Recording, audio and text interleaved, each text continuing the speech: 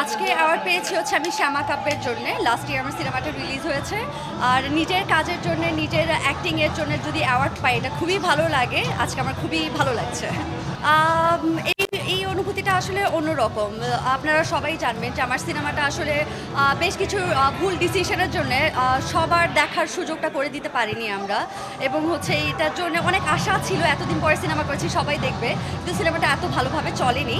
তো এখন যখন সেটার জন্য আমি রিকগনিশন পাচ্ছি এবং অ্যাক্টিংয়ের জন্য আমি সেটার অ্যাওয়ার্ড পাচ্ছি, এটা খুবই ভালো লাগার একটা ফিলিংস এবং আনন্দ লাগছে আসলে। মনে হয় লাখের একটা বিষয় থাকতে পারে, যে কারণে নাকি এবং দেশেরও এখন বর্তমান অবস্থা সব কিছু মিলে সিনেমাগুলো তখন হচ্ছে একটু পিছানো হয়েছিল। এখন যেহেতু হচ্ছে আস্তে আস্তে সবগুলো রিলিজ হচ্ছে, 3টা সিনেমার কাজ আমার কমপ্লিট করে বসে আছি। সাইলেন্সটা হচ্ছে অক্টোবরে আই গেস রিলিজ হবে। ডেটটা এখনও অ্যানাউন্স করা হয়নি, সেটার জন্য ওয়েট করছি। এবং এছাড়া করলাম হচ্ছে মানিক ভাইয়ের সাথে, মোস্তাফিজুর রহমান মানিকের সঙ্গে একটা সিনেমা, এবং হচ্ছে গিয়ে আরেকটা করেছি আমার তানভীরের সঙ্গে। সেগুলোর জন্য আমি ওয়েট করছি। SM কাইয়ুম ডিরেক্টর ছিল, সেগুলোর জন্য আমি ওয়েট করছি আসলে।